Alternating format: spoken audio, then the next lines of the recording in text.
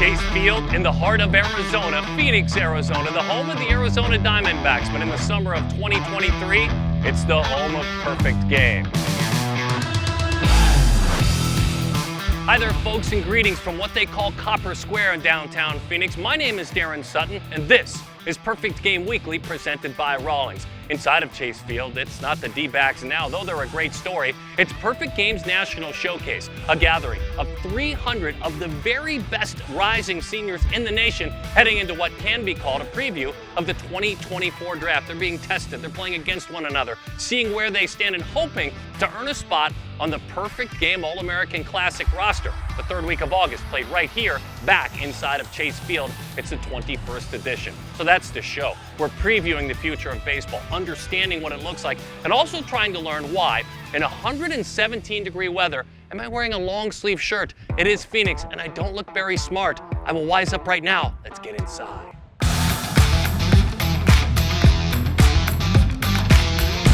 We start inside of batting practice, and we put all the spotlight on P.J. Morlando. Why not? Within a 24-hour period, he was sharing the stage with Vladdy Guerrero. You see, he was the high school home run derby champion in Seattle at the All-Star game. Hop on a plane down here, very focused audience watching him do his thing.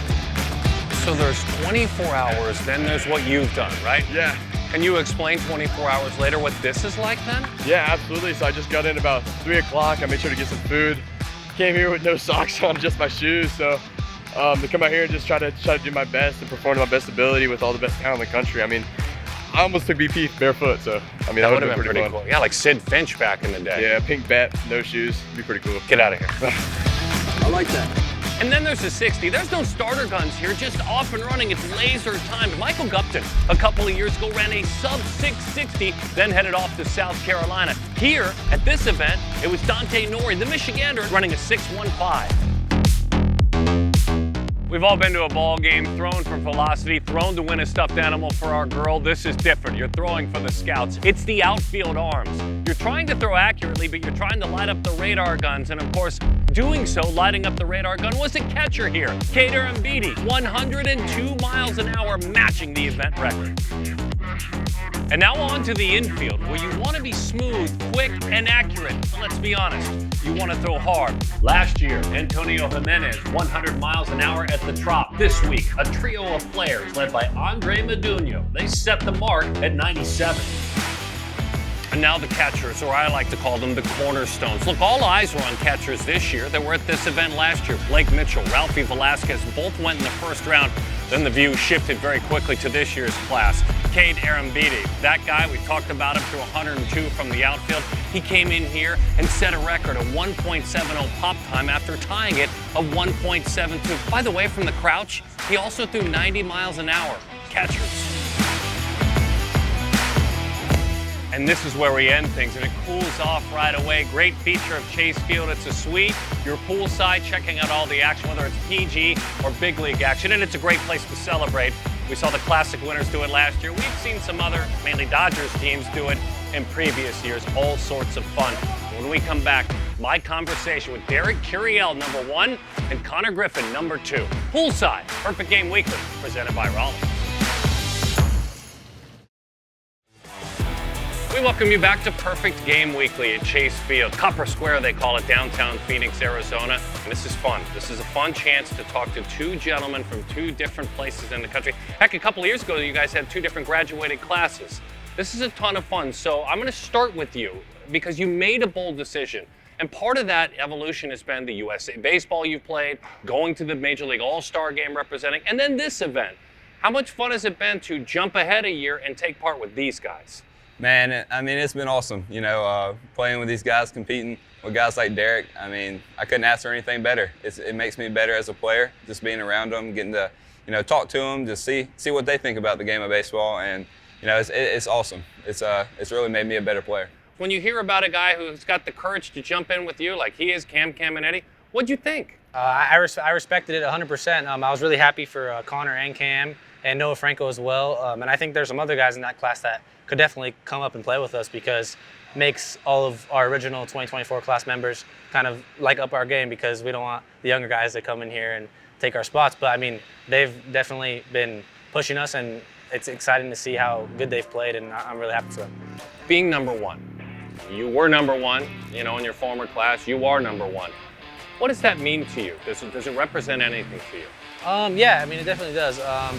I mean, it's been great to be ranked number one. It's been really cool for me and my family, but I got to go and show it every single day. So I think it's really cool because I have to play up to that, and it kind of pushes me so I can push myself to get there all the time. Yeah, you definitely got, being number one, you got a lot of people looking up to you, especially little kids, and you always have a target on your back. You're always trying to be better, and no matter what you're ranked, you still have to go through the summers playing the games and put in the work to maintain that spot and try to be even better every time you step on the field.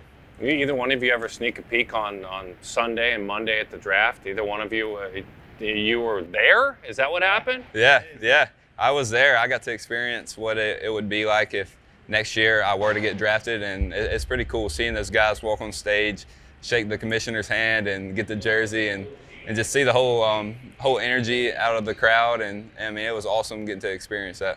So, do me up a scouting report. Let's start with you on him. Give me a good detailed scouting report on DC here. Okay. Scrappy hitter. Very, very tough out. He's always putting a barrel on the ball, no matter who's on the mound, whether it's 98 or it's 87, he's going to find a way to get a good barrel on it. He runs really good, so if he gets on base, it's automatic triple. He loves to steal in the first few pitches and get good reads off the pitcher. So knowing I'm ranked number 2, watching him play, like I see how he goes about himself. He really plays the game the right way. That's a bonus tool to have. So should I pay to go watch him play, and if so, why? Oh, 100%. I mean, I think this is the most tooled up guy in our class. He has a hose. He can run. He can hit for power, hit for contact, and he's also a really good defender. And he also plays infield and outfield. He gets to decide which one he's better at. But I mean, Konnor, me and him were teammates at the PDP league, and it's fun watching him hit VP too, and do infield, outfield. And he's just a fun player to watch. And I enjoyed playing with him on the field, but I also enjoyed playing with him off the field. Me and him played some ping pong and got to know each other, hang out in each other's rooms, eat Wingstop. It was fun. I mean, me and him have grown closer, and I think that's really cool because he's a great person, and me and him are both men of faith, and I think it's really cool that we got to know each other on a personal level, and also as players on the field, see how we got to know each other's business and stuff. So it's really cool. Who wins the race? I'm going to be honest. It's definitely Konnor. Konnor can move. Konnor can move. I like my faith in my speed, so I think I'm going to win that. Okay, so he wins the race. Yeah. Pure hitter. Who's better pure hitter? I think Derek's got that. I would say I'm kind of a contact guy, so I can put the ball in play whether the guy's throwing hard or not. So I think hitting, I would say I have to take that. I might go a little farther in the long ball. Yeah, he definitely has more power. Konnor has the power. Konnor has the power, but I think hit tool, yeah, but his power is off the charts. Watching him in VP is fun. Arm? Yeah. Konnor, that's Konnor all day. This guy's probably going to throw 99, 100 today. He might close in the big leagues. Oh, yeah. Hey, this guy's slider is wipeout. Could he be Shohei? Yeah, he definitely could. I'll definitely try. You want to, don't you? Yeah, that would be awesome. You're still tracking towards doing that, right? Yes, sir. I'll do it as long as I can. There's a couple of things I want to go back to that you talked about. One of them, you smiled the largest when you described it. You smiled really big as if you were anticipating a subject. I think it was ping pong. So I'll just go with this. I give you guys, let's say, 28 matches. 28, a round number. How many do you win out of 28? Be honest. Let's just be honest. Okay, I'll have Konnor answer that. Okay. I'm going to win 3 games. That's what he said! I was going to say that because me and Konnor, we had good competition, and I said that out of 28, I would probably win 25 and Konnor would win 3. It's crazy. I will get up maybe like, say, 6-2, and then if I lose the point, and he starts serving, it's over. Yeah, I can't. His serves are pretty top notch. Yeah, but me and Konnor, we kind of ran the ping pong table back when we were at PDP. That's right. We were definitely like right there, just playing everyone, and then we did like kind of tournament style. And me and him would end up in the championship playing each other every single time. So it was fun. We both dominated the competition. Don't put us on a doubles team. Oh yeah, doubles team. We will run the table. Yeah, doubles team. We won like 12 games in a row. We were sweating and everything. Really? Yeah, it got intense. Yeah, it was fun. So here's what my takeaway is. if you win 25 and he wins 3 and you guys were 1 and 2, everyone else was terrible. Yeah. I mean, me and him dominated. I just want to make sure I understood that correctly. I did simple math. I mean, Hopefully at the PG All-American game, if we both make it, I know there's a ping pong table at the other Select Fest game, so hopefully me and him could start playing. You could see it. It'll be I think fun. there's a chance both you guys will make it. All right, we'll see. We'll see. I think there's an opportunity. Thank you. I appreciate Thank it. you. guys. Thank you so much. I Really appreciate you guys. appreciate it. Thank you. Number 1 and 2 players in the country. When we come back on Perfect Game Weekly, more from Perfect Game's National Showcase. The finest players in the land through the eyes of the Dean of Scouting for Perfect Game. It's David Rawnsley. You're watching Perfect Game Weekly presented by Rawlings from PG's 2023 National Showcase. And so we welcome you back to Chase Field. Perfect Game Weekly. We're presented by Rawlings, and it's time to learn. He laughed when he came over here, David Rawnsley, the Vice President of Player Personnel, because I said, here comes credibility. I know you laughed, but you bring it. You've sat, you've watched. Look, you've watched for generations, but this class specifically. And what I think is neat, David, is you found something interesting as it pertains to velo. We'll touch on it a little bit going down, but you've really noticed velo, a lot of it, so it spins you in another direction.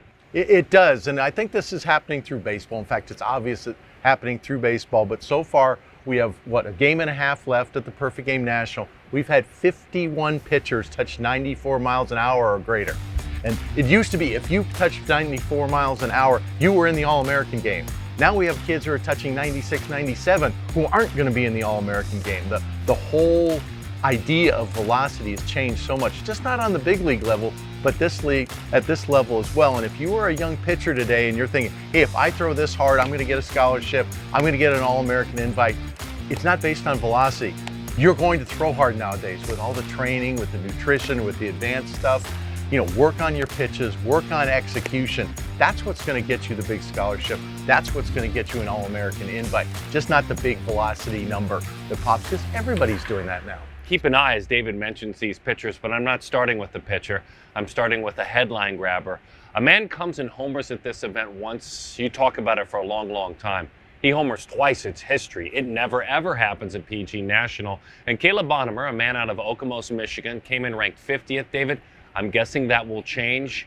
Tell us about this talent.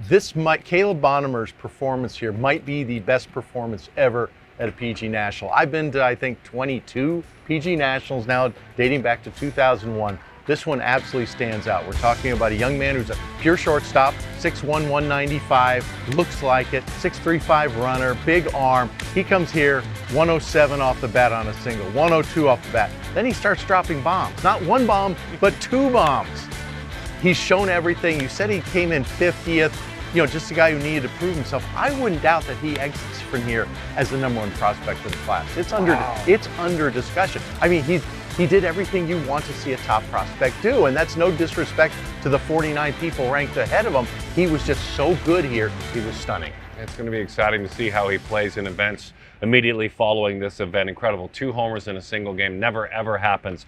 We're excited just to see Theo Gillen playing again. I know he's kind of been out of our watchful eye. He's back. He's healthy. He's strong. Theo Gillen, a middle infielder at Texan. Yeah, and I like the stories and all that come out of the National Showcase. And Theo Gillen, who is a 13U Festival, 14U Festival player, but as you said, has missed really the last 2 years with injury. And he played so well here, picked up 3 or 4 hits, moved really well on defense, might be a second baseman at this point with some of the arm injuries he's had, but he hit so well, and that was always his best tool. And it's great to see that he's recovered, healthy, and really restarting his baseball career. In November of 2021, Chase Mobley, a right-handed pitcher, earned the opportunity to be called Perfect Game Stay the Course Award winner. That means you're taking care of your business despite challenges. The biggest challenge for him was during COVID. He lost his father, Gene. He now soldiers on as a baseball player and as a young man. And my goodness, despite those personal challenges, he's getting bigger, stronger, developing more character. Yeah, and the thing with Chase that was so fun, he missed a lot last year with arm injuries as well. This was after he received that well-earned award, I guess is what you'd call it. So he really missed last year from the arm injury. So it was an open book on him. He came in, was 94, 96 for 2 innings, and the best thing about it, he was having so much fun on the mound. You could see he was completely chill. It was a below 60 heartbeat type thing. He was out there, he was having fun. It's like, I'm finally out here again. I'm feeling it, I'm throwing hard, I'm getting outs, I'm on the big stage. It was fun to watch. Mom Kim, Sis Riley, the family, the three of them, very, very strong, as you can imagine. Ty Southisene has a great baseball family as well. He's a fun baseball player to watch. He uses every single inch of that 5'9" frame, and he kind of needed to show you guys something here to maybe step forward, and he did show you guys something. Boy, did. The whole thing about Ty has always been, he's too small, he's too small. We should know better than that. I saw Dustin Pedroia play when he was 145 pounds and the best player on the field. And you see this theme over and over, the small players who are the best player on the field. And Ty Southisene in his 2 games was basically the best player on the field. With his base running, with his multiple extra base hits, with the enthusiasm he brought to the game, he really stood out. And I don't think Ty is 5'9", 170. I'm gonna sell on that. I think he's about 5'7 and a half, 155. It doesn't matter. Using every ounce of it, right? That's the point. He almost went yard. He was 2 feet from going yard on a line drive off the left field fence. Great player, great performance, great family. Really fun to watch play. Speaking of great families, when you look at Jack Haferkamp, the UCSB commit, he's got an interesting family. They've managed to save and go to every major league ballpark after the experience as a family. They wrote a book about it. It's a published book that his family put out. This is a UC Santa Barbara commit. This is a ballpark rat. When he came to this ballpark, how did he do? Well, he fits every part of the profile. 6'4", 195. Runs a 6'2", 60. Think of that combination. Has out center field tools, big power, almost went yard right center field as a right-handed hitter here in a big league ballpark. He has all the tools that I don't think we've recognized yet. He came in here ranked 288. I think he has a real chance to be an All-American. I think he is because the ceiling is so high.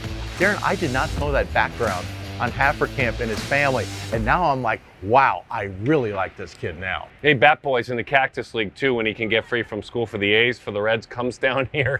Bat Boys, so he's, knows Clint Hurdle, who's part of our team here, knows Major League managers, so he's a good one. Right-handed pitcher Drew Rerick, you just stop at Fargo. I mean, that's really as far as you need to go when you think of where he's from and you think of that Fargo is where he plays and has earned his way here. He's recently decommitted. He's looking for a place to play. How'd he do here? He did great, and just the fact he's from Fargo, North Dakota. That to me is the whole story. Big young man, he looks like he's from North Dakota. 6'5", 230, just turned 17 years old, very young for the class. He was 92, 95, and just sat basically 93 the entire time.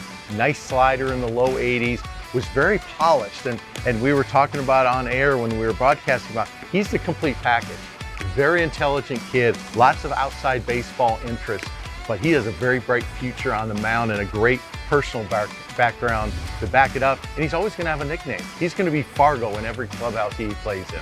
So never in his life had he thrown 95 miles an hour. It's the first time he ever did it here, so that's a perfect time to peak just a little bit. From Colorado is Trey Gregory-Alford, another unique story, a man from, Colorado. There's a lot of great baseball, but sometimes players get overlooked from the great state of Colorado. He came here.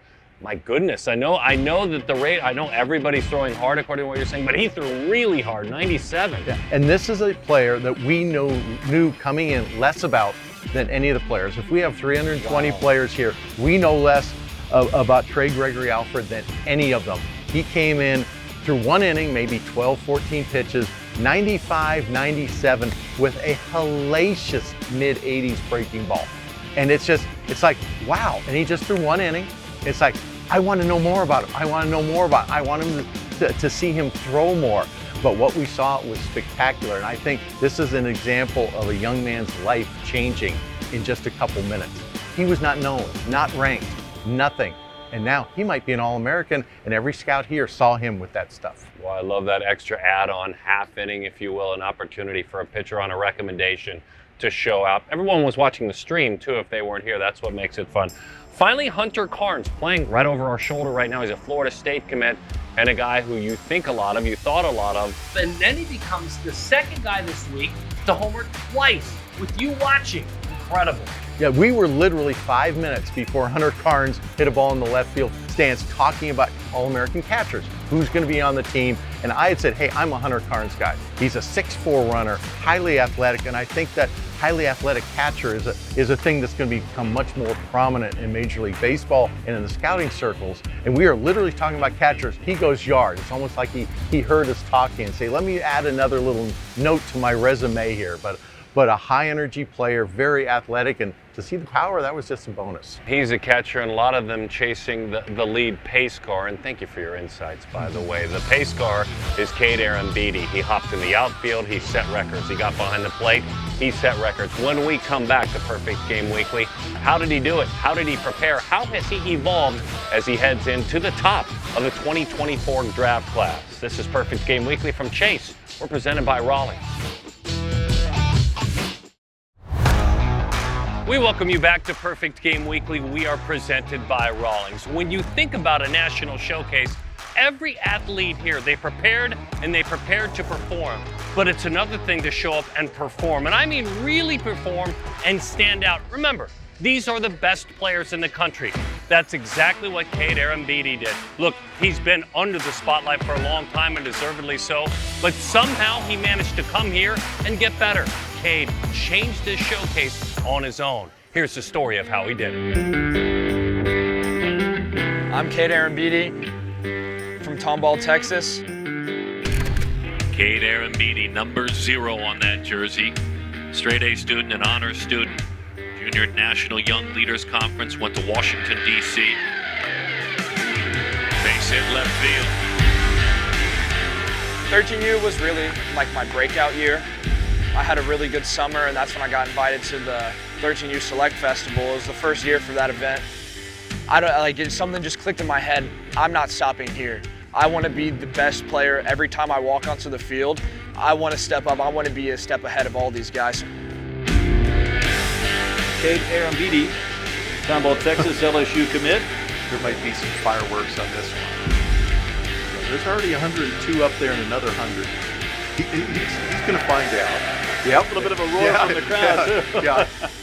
I was shooting to break the all-time record of 102, but I ended up tying it at 102. So, I mean, it feels really good. I'm really glad, really thankful.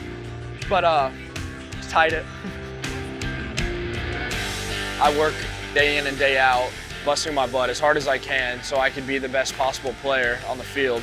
Every single player here is top of the class, you know? These are the best 300 players in the country. It's like one of those moments where it's just like all the spotlight's on you, everyone in the stadium's watching. As the first ball was coming in, I was just like, just took a deep breath, and I was just like, it's me and the ball, you know? It's just, you gotta do my thing and trust in like what I've been working on, trust in like the program, my throwing and everything, so I could come out there and throw 102 miles an hour. Having a strong arm helps every part of my game. It helps from like the outfield where I can showcase the arm that I have, or from behind the plate when I'm throwing runners out in game or doing like the pop times for the showcase. This past fall, I made the change from like a traditional like an up stance to having a one knee down stance with like runners on base, and I feel like that helps me like gather more momentum like as I'm like coming into my throws. I want to be as smooth as possible, make things look easy, and then at the end of it, if it's good, that's great. If it's bad, at least I know I went out there and trusted what I've been working on, just trying to be smooth as possible. With the 8th pick of the 2023 MLB Draft, the Kansas City Royals select Blake Mitchell, a catcher from Sinton High School in Sinton, Texas. With the 23rd pick, the Cleveland Guardians select Ralphie Velasquez, a catcher from Huntington Beach High School, Huntington Beach, California. Not that hard to picture, is it? Yeah, that's awesome. For you, right? It's not that hard to picture, is it? So Blake Mitchell and Ralphie, both really good friends of mine. I've known Ralphie since that 13U Select Fest. He was there that year. That's when I met him, and I absolutely love Ralphie, and he 100% deserves everything he's gotten. I mean, I really don't want to think about that just yet, you know. I feel like I just need to go out day by day and just be the best player I can, and when it gets to that point, then I'll start like thinking about that. But for right now, I just want to be the best player today. I know I can be just as good as both of them, if not better, and You know, both of them work their tails off every single day, and that motivates me. Says if they can do it, I can do it too. And you can imagine that Cade plans on having a party just like Ralphie's with that same sort of energy. Well, that's a wrap. That'll do it from the Perfect Game National Showcase. Stay tuned. We'll find out very soon who are the best of the best. The announcement of Perfect Game All-Americans, that game to be played the 20th day of August right here at Chase Field. Thanks to everyone involved, all the athletes, coaches, families, and certainly the scouts for Perfect Game. And if you're enjoying what you're seeing and you're doing it on your regional sports network, download the app. Download Perfect Game TV on any smart device. You can find it on a multitude of streaming platforms. We're growing, just like these athletes. Perfect Game TV, All-American Classic right around the corner. Thanks for watching.